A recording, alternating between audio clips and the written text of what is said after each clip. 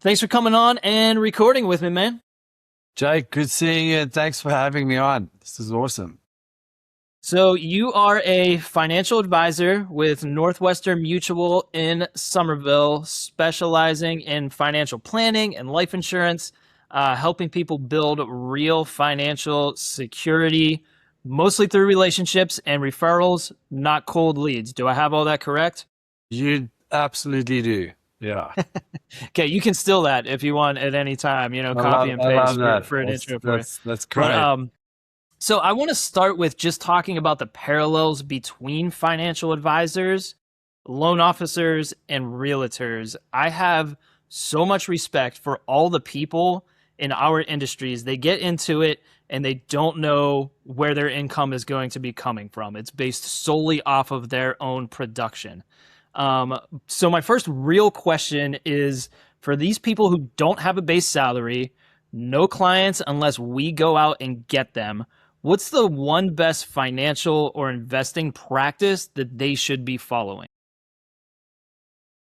And so just to be clear on the question, if they're looking at joining this as a career, any of those industries, Yeah, is that anybody who's, running their own business, because, financial advisors, it's so interesting that you guys, run your own career that way. And a lot of people that you're advising, I'm sure, are business owners as well. Yeah.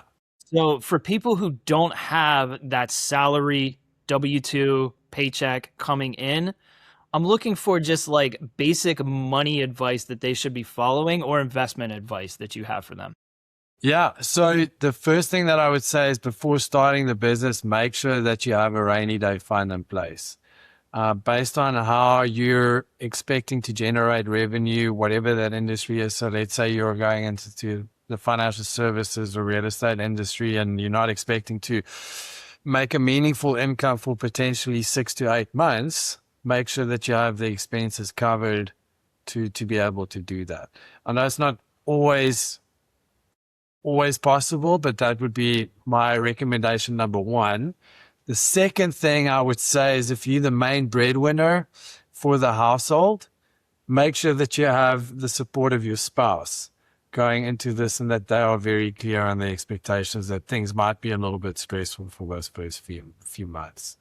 Then the other part that I would look at, which is I call it potentially the not so fun stuff, when you have a W-2 job, you usually have quite a few benefits that are provided through your employer. So as you're starting your own business, making sure that you are protecting those pieces. Do we have life insurance, disability insurance in place? How am I going to pay for my health insurance, especially if I've got people that are financially dependent on me? I want to make sure that they protect. That's great. I want to pause on the second one that you had Yeah. there, the spouse. I mean, I know when I said to Britt, because I was a teacher, she was working in a school district, we had very like stable, very predictable incomes, very, we knew exactly what we were bringing in every month. And then one night I said, hey, I think I'm going to go be a loan officer. She's like, what does that pay? I'm like, it doesn't pay anything. You have to go find your clients and then you get paid. Um, and fortunately, Britt's been in my corner the whole Yeah. time. Yeah. And I do think that is so important and so underrated, especially in tough markets. Like if you get started and the market's tough and then money's tight and you've jumped into this career and you're 6 months in and it's a struggle, man, those can be some hard conversations. Yeah, totally. I mean, I'll give you an example. When I started my practice, Sarah was doing really well at her business. Not like fantastic, but she was doing just fine. And, going into a financial services industry where you're very dependent on your network or reliant on your network to help you grow that practice. For someone that didn't grow up in the US and my network wasn't very big, quite a scary task. And I wouldn't have been able to make it if it wasn't for her support, right? Like, so we knew what we were getting into, kind of. It was sometimes even more stressful, but without her, we would have been in a lot tougher situation. So, I think having your spouse's buy-in is incredibly important. And you nailed it too, of like not knowing completely what you're going to be getting into. I don't think you can. It's kind of like a real estate transaction. Like you can put the guardrails in place, but there might be some surprises in there, and I'm sure everybody who gets into one of these businesses gets hit with that at some. Yeah, yeah, exactly. And then honestly, the other part is, and I don't know how deep you want to dive into that, but with the real estate business, the lending and finance, we are dependent on our networks to help grow our practice. And what I found was at least incredibly helpful for me was not to try and connect, but be a connector.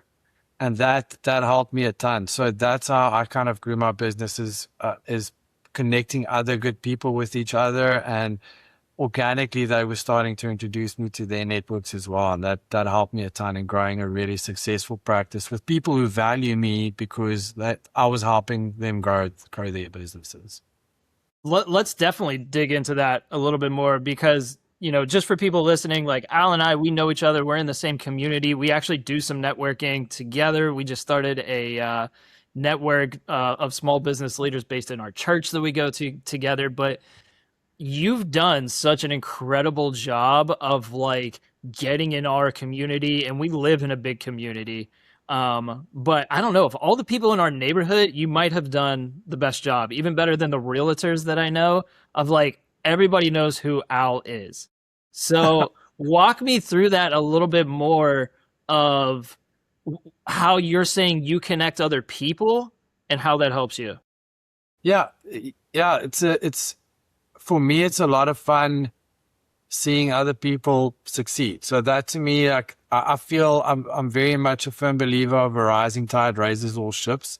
And so if we have a community where people are doing well, it's it's great. So when we moved into Summers Corner, uh, I was just very curious about meeting people and making sure that I'm connecting the right people with the right folks and building those relationships that way versus just coming in and saying, "Hi, I'm new in this neighborhood and I'm a financial planner and I want to do financial planning and introduce me to 30 of your best people that you know." The other way for me has always been more successful and trying to add value.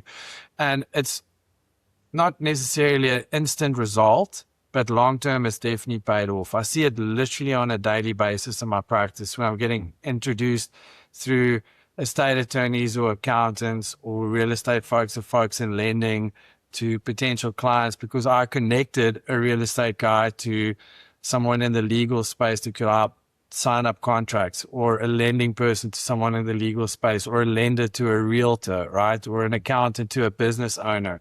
Um, and now that's starting to come back. And so again, just coming back to maybe asking the question, not who can you introduce me to, but who can I introduce to this person, and seeing how that's going to change your practice or your business. In Let's back up to your previous career because it's so fascinating. I love your previous work history. You spent how long working as a private yacht captain? Yeah, so I was in the maritime industry for around 13 years, running yachts all over, the Caribbean, the Med, up and down the east and the west coast of the US. Um, Traveled a lot. My wife, she traveled with me for about 4 or 5 years during that time. So we had the opportunity to see a lot of the world together. It was incredible, incredible. And I think one of the biggest takeaways outside of just being able to see unbelievable areas of the world was we got to hang out on a weekly basis with very successful folks. So people that are renting these boats for a week or two. We weren't on a massive yacht, so it was a lot more intimate, right? So you get to spend time with people that have been really successful and where they've kicked their shoes off and they're just hanging out and having a glass of wine, and we sit and having a conversation in the evening after dinner, and really awesome to see their mindset. And the crazy thing is, I would say 95%, maybe even closer to like 98% of those people are people that own businesses. So I always knew that I wanted to become a business owner, something where I can scale and grow to how I want to And so when we finished on the yachts and my son was born and I needed to get a grown-up job, I actually was in contact with one of my old bosses, and he introduced me to his son-in-law, introduced me to Northwestern Mutual, and just, having a conversation with the financial planner there, seeing what they're doing, the impact that they make on people's lives, this absolute privilege of sitting in front of folks and thinking about their fears and the things that they get really pumped up about. I was like, oh, this is something I'd love to do. Just sit with folks, learn and listen and see how we can improve their lives and help them just be financially better set up. So it was great. And I think the yachting helped me a lot with that because it was just having conversations with people. Yeah, that's really cool. So I'm curious, you mentioned one of the common threads being that a lot of them were business owners. These super high net wealth, high wealth individuals, were there any other common threads that you noticed that kind of ran through a lot of them? Either things that they did, things that they talked about, how they acted while they were around you. I'm curious if you noticed any other patterns. Good question. I suppose all of them were quite adventurous. I mean, coming on a yacht and sailing around, and I just, and valuing their time, I think, is another thing that I noticed. People prioritize, and with folk, even on the boat, some of they would maybe do a few meetings in the morning. Some of them, because as a business owner, you know that you can't really ever switch off. But I think just being disciplined and valuing their time and making sure that they're available when they are and making sure that they're not available when they're not, right? And so, but usually these are kind of folks that like to take risks, and that's why they start businesses, and they've got the courage to grow that. So it's a different kind of personality, right? To someone that, and neither one is bad. It's just different. Some folks like to have consistency in revenue, and other folks are more like on the outside. We were very lucky that we kind of had a base income when I started my business, so I could take more risks. But let's say Sarah wasn't earning an income at the time, maybe we wouldn't have been able to take that risk, if that makes sense. Do you feel like you're a risk taker yourself? I used to be. So I think that when I started to practice, maybe a bit more so. Now, not as much. I feel like as I'm getting older, and the business is kind of, growing itself, and I'm getting introductions from existing clients, I don't think I'm as much of a risk taker as I used to be. Maybe life dictates that a little bit as well, because Ben, your son, he's how old? He's 12. He's 12. He's 12. And one other child, right? Yeah. Emily, who's Emily. nine going on 19. No kidding. Yeah, but maybe that, time of life just kind of dictates, all right, let's put like some parameters on things and make sure, nothing's going off the rails here during the next few years. So maybe some of that risk taking will kind of like re-enter itself. Yeah, exactly. Yeah, we'll have to see.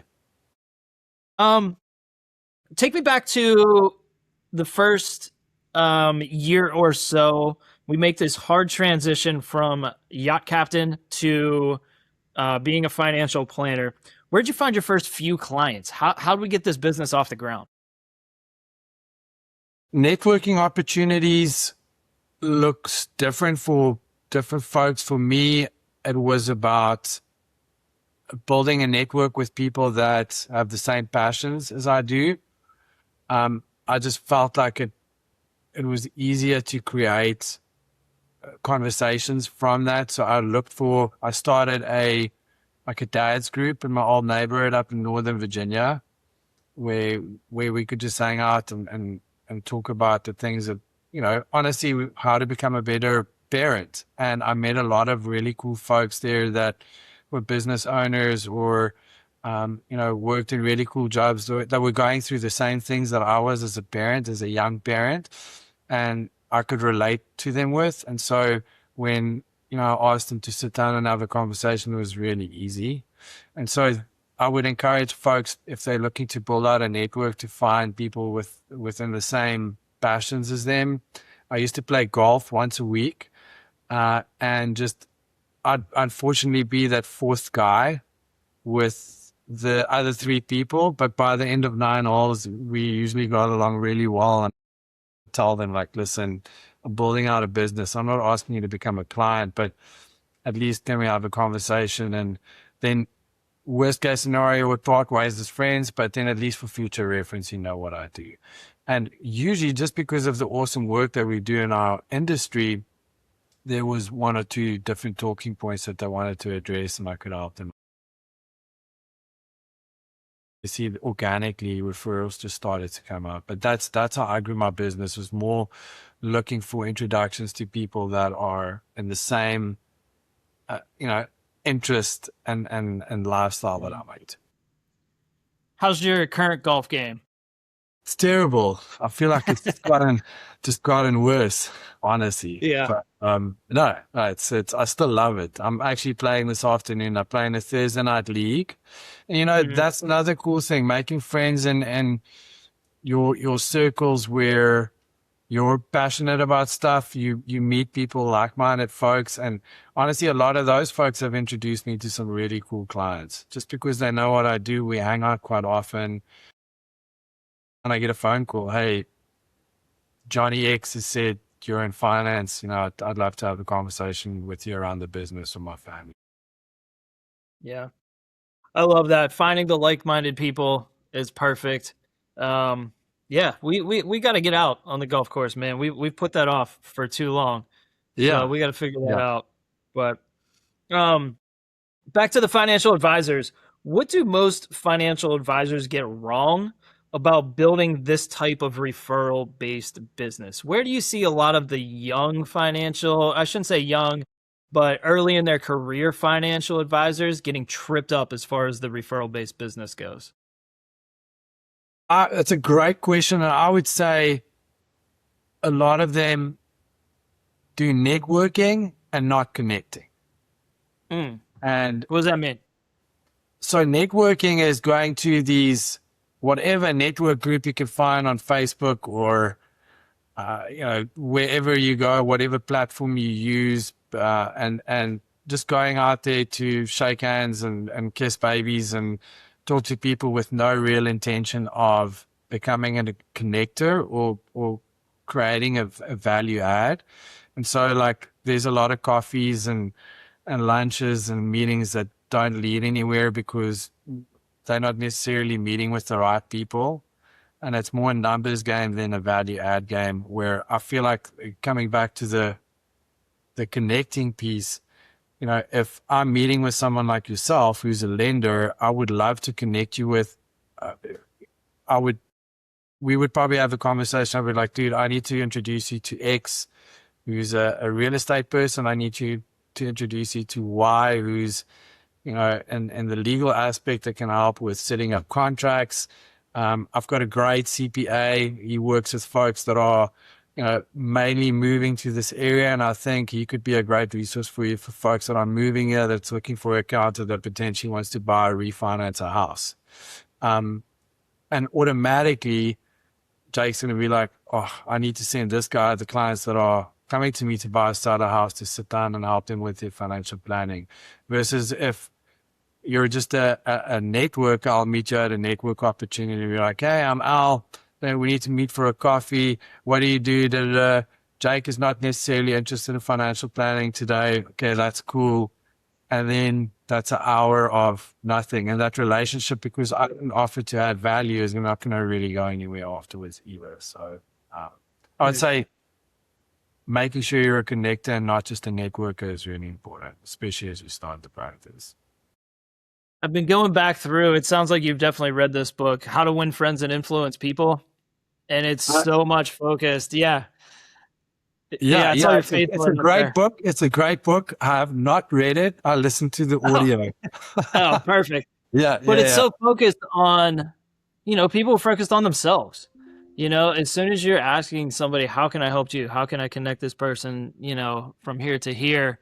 Um, and the more other people that you help get what they want, the more that is going to come back to you. And you put that so well, and you put that so eloquently, and I can see it in your business. I can see it in the way that you interact with people, and you've totally embodied that, which is, um, you know, it's such a desirable character trait. I love it, man. Thank you, man. But honestly, same to you. And I think part of growing a business that's so important because people don't buy the product, they buy the person. And so if you are just someone that people can rely on and trust and consistent and stay true to your word, and you don't have to have every answer. I mean, I don't. It's one of the first things that I tell people when I meet them for the first time. I'm like, listen, this is what I do. This is how I help. The great news to you is that I've got a team behind me that's a lot smarter than I am. So you don't have to rely solely on my advice. And I'll tell them about the team. And so they buy the person. And so I think that's really important as you build out a practice, is just to know, like, you don't have to have all the answers, but building out with true, genuine, good intention is really, really important. If a new client came to you, I want to get back to the variable income thing because we're all living in this commission-based world. If a new client came to you as a variable income earner and they had zero financial plan, what's the first three moves that you would have them make? I would make sure I would look at their emergency spending, number one, which is, do we have a rainy day fund in place? I would look at what kind of debts they have on the balance sheet, because if we've got any huge high credit card debts on the balance sheet with high interest rates, no investment account's going to outperform that very rarely. If you've got a 25 or 30% credit card debt on your balance sheet, I can't do anything with new revenue to actually outperform on that. Does that make sense? So we need to look at it, be really strategic and how to pay that off. The third thing is, if you've got people that are financially dependent on you, how are you protecting them as you're starting this new business? Do we have life insurance in place? Knock on wood, if I had to pass away, is my family going to be okay? All right. So do we have disability insurance? Because the best way I can put this, you are the ATM.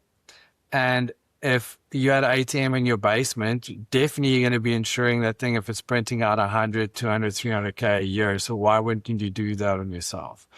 So I would look at the risk management piece, and I would look at the rainy day fund piece, and make sure that those two things, the not so fun stuff, are in place before I start the business.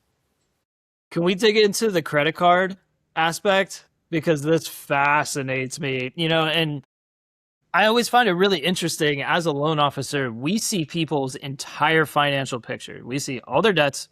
We calculate their income down to like the penny, you know.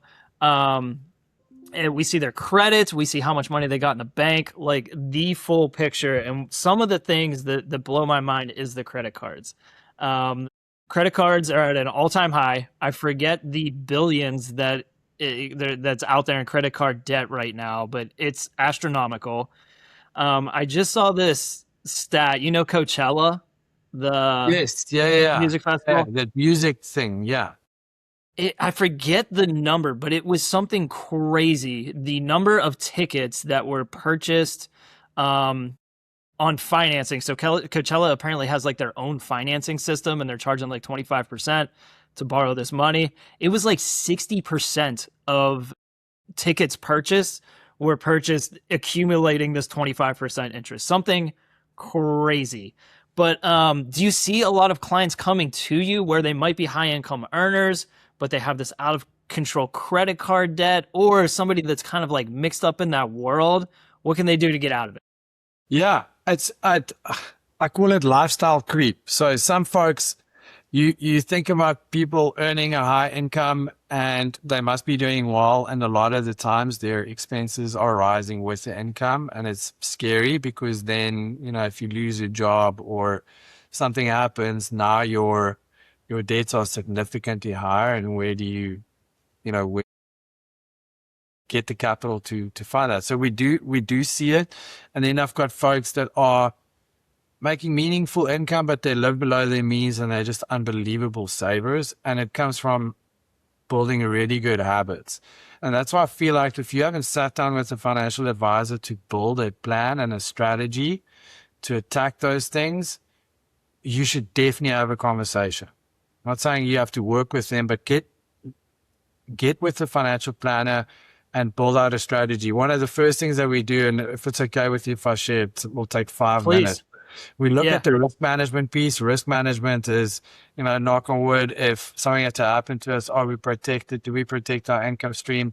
Risk management is, are we paying too much taxes? Risk management is, do we have too much debt on the balance sheet? Right? Those are the risk management pieces. That's the foundational piece that we attack before anything else, before the fun stuff of investing money. And so we'll build out a plan and say, listen, I'm going to use you as an example here, Jake. Look, Jake, we've got X amount of debt, X amount is in high interest rate debts. Those are the things we're going to attack first. We don't want to do that solely. We also want to start building out an emergency income fund at the same time. And we also want to start investing, because that's another big mistake, is people think they don't have enough money to invest. Eighth wonder of the world is compound interest. So we want to start doing those 3 things at the same time. We're going to see what money we can allocate to attack those 3 pieces all simultaneously. And then we only start looking at like the fun stuff of, okay, now we've got extra cash. Once we pay those debts off, what do we do with that money then? Because then it's available, instead of spending it on like a boat or something else, we're going to allocate that to like a really cool investment account based on timelines when we. That's perfect, man. We're going to wrap it up on that because that was so beautifully put. If anybody who's been listening, you've got incredible advice. If anybody wants to reach out just to ask some follow-up questions, get some more information, how can they find you? Yeah, so they could either, I'm a big fan of my mobile number, giving up my mobile number. So if that's okay, it's 571-309-9916. Just send me a text or give me a call. If I don't answer, I'll get back to you as soon as possible. Otherwise, it's just my email, which is my first name, ALWYN, and my last name, .COETZEE @nm.com. They can reach me through either of those ways. Beautiful. I appreciate your time and sharing some incredible insights, man. Jake, dude, great seeing you. Keep crushing it. And thanks for having me on.